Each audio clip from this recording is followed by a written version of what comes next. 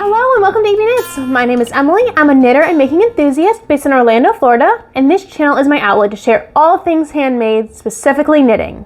So welcome! Today I want to talk about fall trends and fall knitting for warm regions like Florida, because of course it's September, it's officially fall as of last week, but then weather is nowhere near sweater weather or cardigan weather. However, I think we can still enjoy the significance of fall and all of the coziness that comes in this season, but so it's comfortable for us because we can't be wearing those sweaters and cardigans unless we want to sweat our butts off. But I still want to enjoy the season. I still want to enjoy the cozy vibes. So here are some colors, here are some ideas, here are some patterns that can help us embrace the fall coziness. Before we get started though, I'll share you what I'm wearing. And it's a little bit of an inspiration, a nod to this video. This is the Tana Turtle Tank by enthusiast. I originally purchased it as a Lion Brand kit. It is knit in Lion Brand Feels Like Butter yarn. I recommend the pattern, but I don't love the yarn. It's 100% polyester. I feel really warm wearing it. Even in the Midwest in like a fall day, I felt really warm wearing it. This idea actually just came to me last night. I was watching High Fiber Knits. Her name is also Emily. And she had a video about fall trends. I think it's a few weeks old now, but I was just recently watching it. And she's a Canadian, so of course she gets to embrace those cooler temperatures, and she was talking more about the color and texture and what she's seeing on social media. I thought, how can we turn this? Let's take some of these trends and some more trends that I've seen on Ravelry and other areas, and how can we turn them in to be appropriate for us warm weather folks? So let's start with color. And color, I think, for fall, of course, is always really deep jewel tones. I've been wanting to make a jewel tone soldotna for a couple of years now. I just haven't gotten around to it. This soldotna is a colorwork top by Caitlin Hunter of Boyland Knitworks, and I just see it so beautiful with maybe like a warm ivory base, but these deep, something like this, maybe like a deep purple with a maroon, with a hunter green, with a really deep blue. You know, these really jewelly deep tones I think would be beautiful. And that is a short sleeve crop top, so it'll still be appropriate for the warm weather, but the colors are really what inspire autumn and bring that cozy feeling. So bring those jewel tones into all of your knitting, whether it be a soldotna, whether it be another colorwork top, short sleeves, tank tops, a colorwork sweater that you're turning into short sleeves. I think those jewel tones really bring in those fall autumnal colors. Next set of colors that I really think are classic for fall are dark neutrals. Specifically for me, it's browns and warm tans.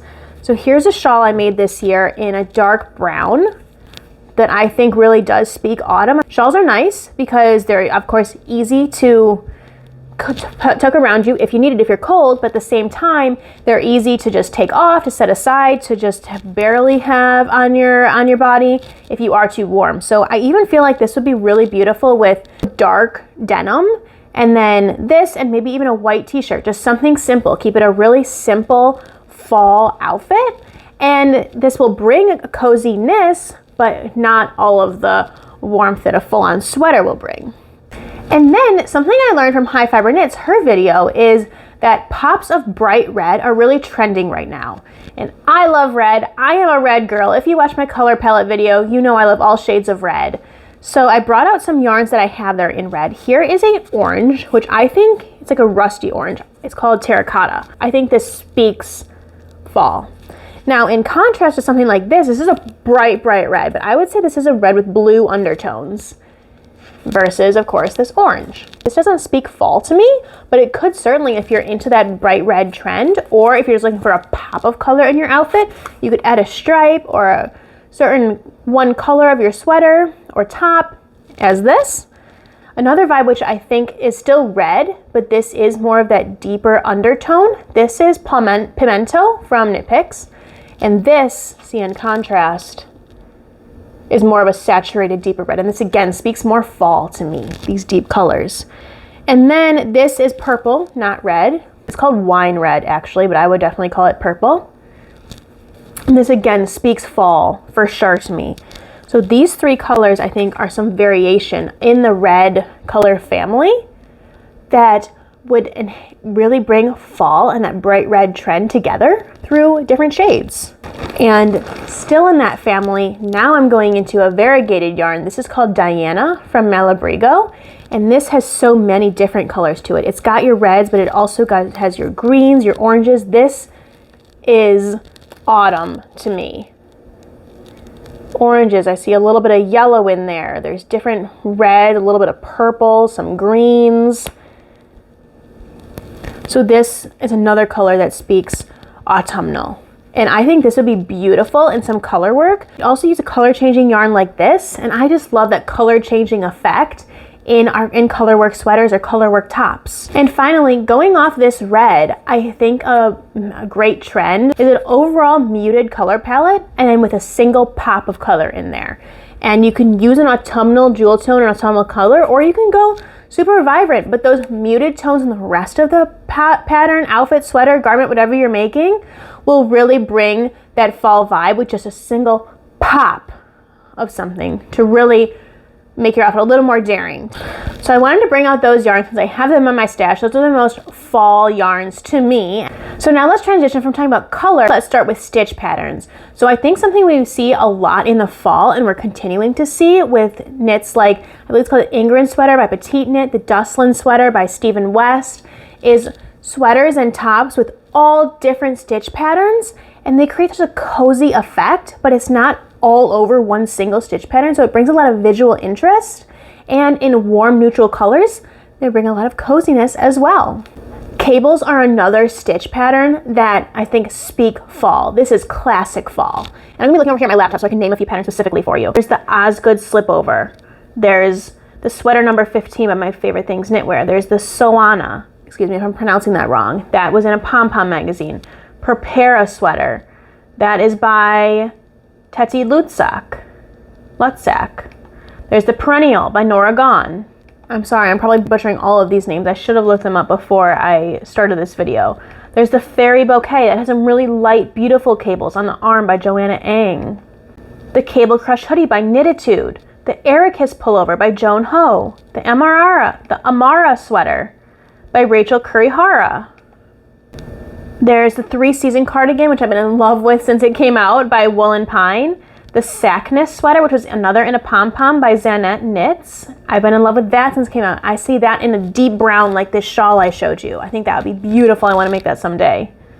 So I just gave you a bunch of sweaters with examples of cables. Now I gave you sweaters, and sweaters, like I've already been saying, are not necessarily appropriate. So how can we transition our knits from these beautiful patterns but still be appropriate? Of course, a cardigan and a sweater I think are imperative to have in your wardrobe, especially cardigans. I think, again, they're kind of like a shell. They're so versatile. You can easily take them on and off.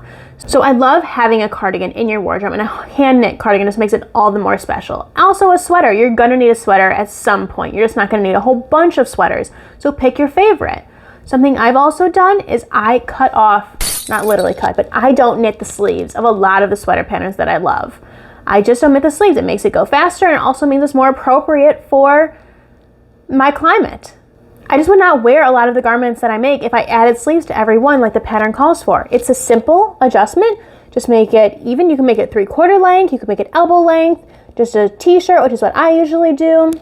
And that way you still have the beauty of all these patterns. We're not cut off from using these gorgeous patterns and knitting these amazing patterns just because we don't live in cold climates. You've maybe seen in fast fashion stores, there are like sweater scarves. So they're sleeves and then they wrap around you. Knititude has created a knit version of those. She's got a couple of options. I particularly love the wrapped up in cables version. She's got a plain stockinette version. And I think these are gonna be great. I don't have one yet. I have one of the patterns, but I think these are also great for Florida and warm weather where it's not covering your entire body, but it is wrapped around you. And this could be nice for a little bit chillier days, but something that's easy to remove or just pop on at night or in the morning if it's chilly at a certain time of day. And one of the final tops, which is kind of similar to what I'm wearing, are vests. I love wearing vests as tops, and that's what we can do here in Florida. A lot of designers create these beautiful vests with all these different textures and stitch patterns, and of course they style them so great with long sleeves underneath or mock turtlenecks underneath, but we could do that as well. But we can also, of course, just wear them plain. This is meant to be a sleeveless top, but I love the high neck. I think it gives it a cozier vibe. Wearing vests alone as statement pieces, I think are perfect for warm weather. So let me tell you a couple. There's the Sterling Slipover by Knits and Knots Winnipeg. There's the Rosalind Top by Sari Norland. There's the Lana Vest by Irene Lynn. There's the XOXO Vest by Anna and Heidi Pickles. There's the Vementry Vest, which has a lot of color work by Mary Jane Mucklestone. It's another knitting style I haven't talked about much, but color work going from fall into winter I think is really pretty. There's the August Slipover by Joanna Garish. And I've already talked about shawls, but I want to reiterate, especially with the Stephen West Mystery Knit Alongs coming up. I think Casapinka is having a Mystery Knit Along.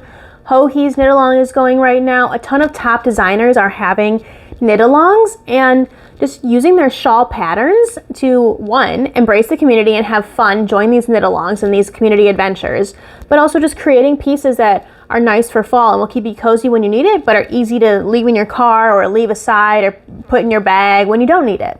So I have a couple more ideas. One is going to be a total turn, bralettes. Jessie May has a ton of gorgeous bralette patterns, and I think these are still appropriate for fall, especially here in warm weather. You can wear the bralette, but you can always have a very airy button-up over it. You can leave the button-up open, and you can even wear a crop top underneath if you don't want to wear a bralette, but that is an easy transition for a bralette, so it's still cool, but it adds a little bit of a fall vibe with a longer sleeve, open, airy button-up shirt of some sort, or even a jean jacket if you want to go that route. Any kind of button-up, even a flannel, if it's cool enough for that where you are, would be perfect. A bralette as a layering piece is a great idea for fall. Okay, I've got two more propositions for you. One is knitting in mohair. I personally have never knit in mohair because I'm nervous about the warmth that it gives. But specifically Knitting Tipsy created a sweater. She's also based in Orlando. The pattern's called the Beachy Breezy Cardi.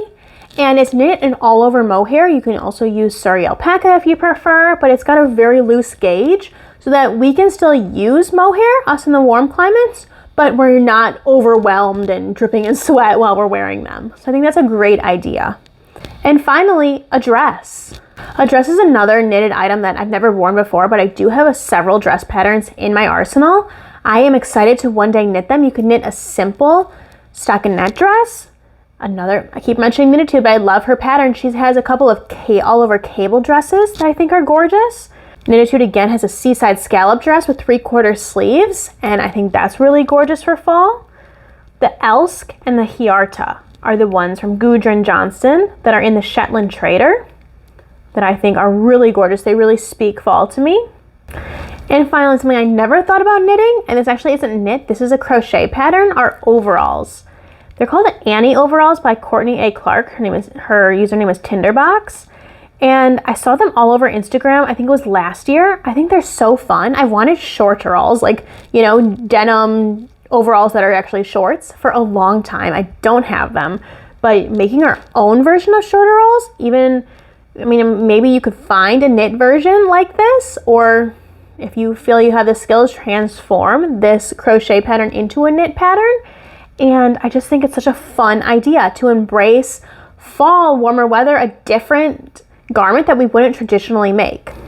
So that wraps up most of my ideas, all of my ideas for garments for fall knitting. Now, a few honorable mention includes bags. You can still knit bags for fall. You can knit blankets. You can knit other accessories like coasters, other kinds of home decor, pillows, to really embrace the fall trends, but knit something else that's not a garment if you do feel that's too warm for you. I hope this brought some inspiration so that all of us in warm climates can really embrace the coziness of fall, but still be comfortable and appropriate in our given climate.